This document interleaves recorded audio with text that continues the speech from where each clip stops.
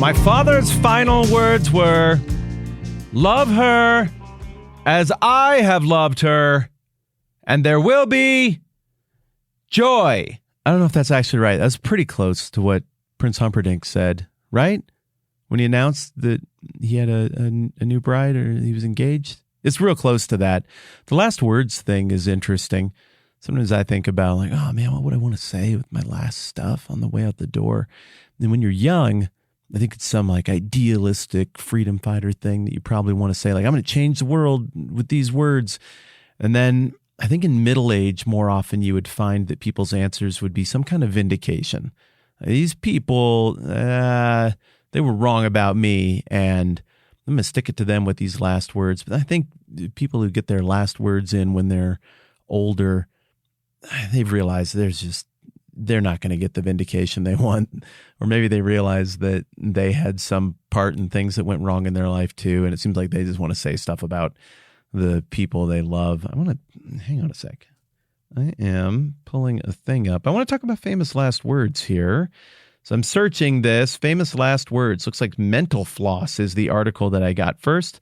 What do we got here? Raphael, not the Ninja Turtle, the artist.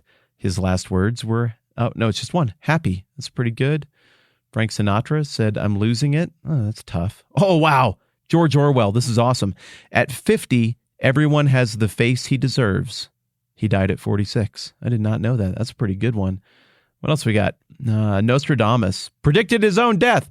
Tomorrow at sunrise, I shall no longer be here. And apparently he was right about that. That's a pretty good one. I was going to just quit after a couple, but it's really interesting. Harriet Tubman gathered her family around and they sang together. So her last words were, swing low, sweet chariot. That seems like a nice place to end this little exercise. But you've thought about it, right? Like what you would say if you just had one last crack at saying something in front of people. Do you want to go for defiance? Do you want to go for soft-heartedness? Do you want to make some grand philosophical point? You want to make people laugh on the way out the door? I don't know. I haven't got this one solved. I'm glad I'm not faced with that question right this second. The last words of Jesus that Matthew records are Eloi, Eloi, lama sabachthani, or my God, why have you forsaken me?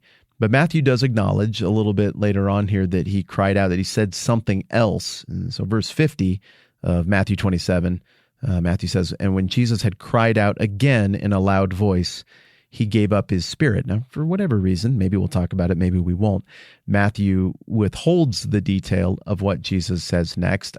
I guess why tease it? Why not just tackle it right now? We've talked about how much Matthew is emphasizing the theme of abandonment, this idea that Jesus is fulfilling and completing the law, that he is taking the sins of the world upon him with this, that he is this sacrificial lamb that can cover all of the bases, though that language is a little more spelled out over in John. And so it would make sense that to round out this theme, Matthew's been big time developing, that he would leave Jesus' final words as being this quote. Over in John, we've got an account of Jesus handing off care of his mother to John, and then we have him saying that he's thirsty, and then finally we have him saying, it is finished. So we have recording of Jesus saying a few final words. I don't know which of those Matthew is thinking of when he says that he cried out again in a loud voice. My guess is that wouldn't be the handing off of his mother. That seems like something you would say a little more tenderly, as much as you can muster it under that kind of duress. And so maybe the it is finished is what Matthew is referencing there in verse 50. But those final words that we get Matthew spelling out are super interesting and compelling because of what the words actually say. But they're also interesting because they're in Aramaic.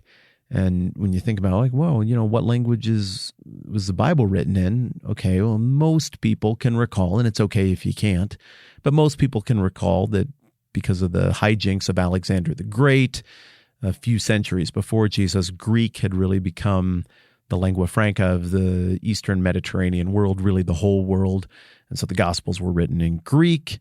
The New Testament was written in Greek, and most people, it's okay again if you don't have this off the top of your head. But I would guess that a lot of people could say like, oh, as Jewish people, Hebrew is probably written in Hebrew. And the Old Testament would be in Hebrew. Yeah, that's right. But parts of the Bible, Daniel, this little nugget right here, appear in Aramaic. And it's odd because Aramaic, you mean like, Aram?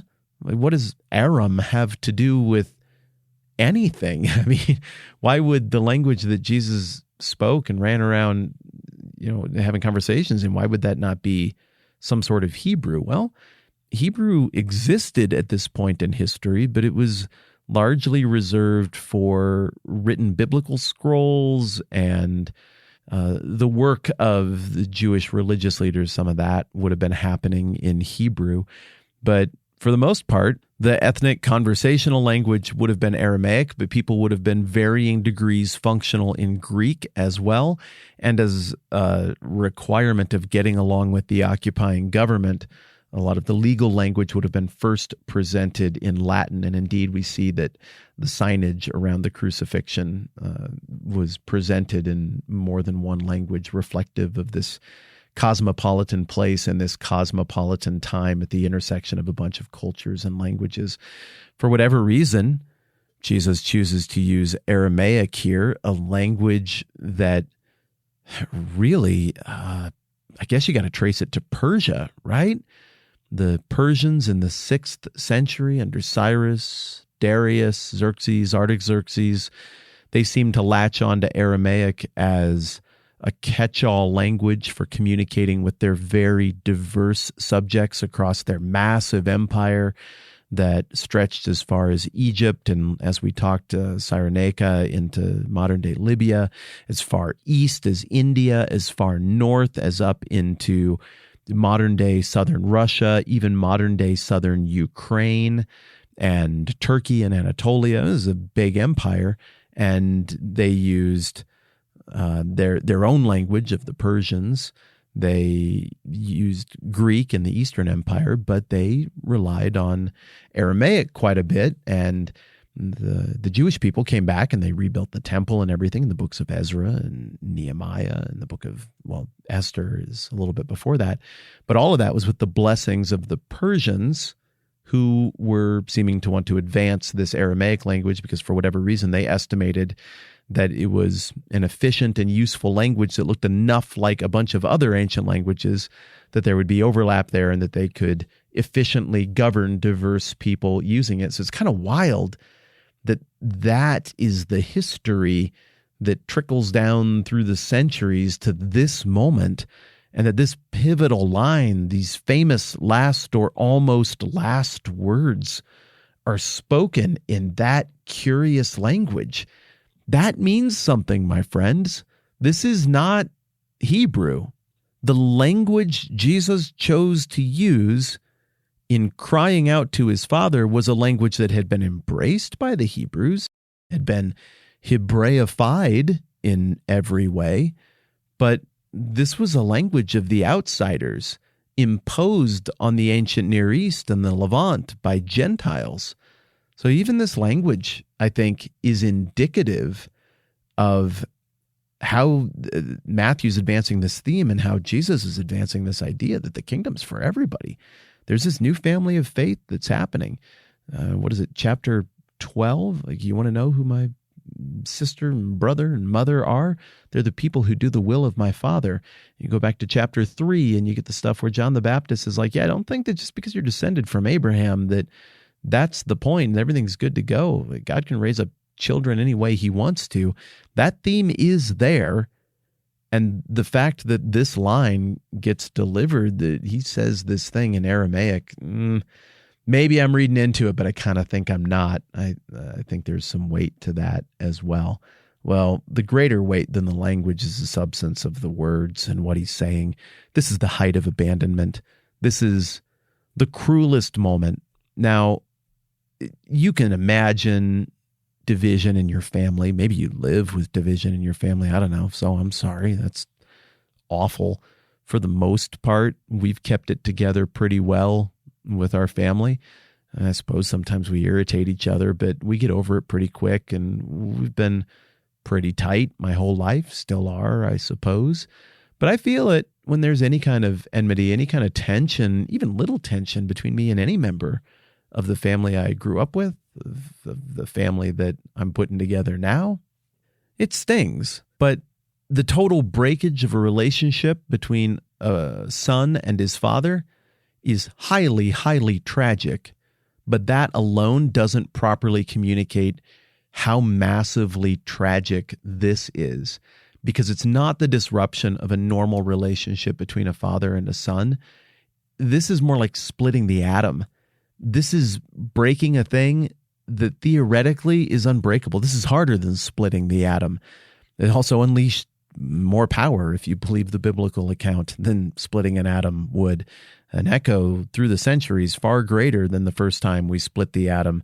But we're dividing something that is effectively, elementally indivisible. I mean, hear, O Israel, the Lord our God, the Lord is one. This is one God, but it's also three persons. And so there's a strange messing with the fabric of reality, with the relationship that defines all other relationships, not just between people, but like in the 3-2-1 contact sense, like all the relationships between everything. And that is being struck at the cross. When God reveals his name, it's not like, I am Ted. Tell them Ted sent you. Or even something that sounds weird and alien, like, I am Gerfligelschnitz, and tell them that Gerfligelschnitz sent you. No, he says, I am. He reveals his name as I am. He is essence. This is striking at the core of essence, of truth, of order. Every ancient civilization had this concept. It was called MATT in Egyptian thought. The Chinese had a concept of this expressed in their notion of the mandate of heaven.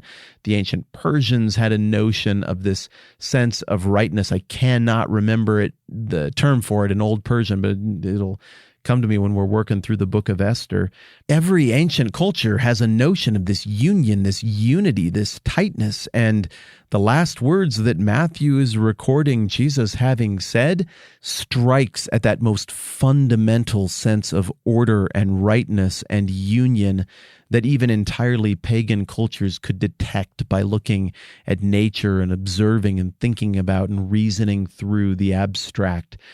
Don't get me wrong, this is a big deal if what we're talking about here is a division between the greatest father and the greatest son ever. But what we're talking about here is a division, a parting of ways, a sense of an abandonment that goes all the way down to the core of what existence and essence and being is. And we're going to talk more about that next time around. I'm Matt. This is the 10-Minute Bible Hour podcast. Let's do this again soon.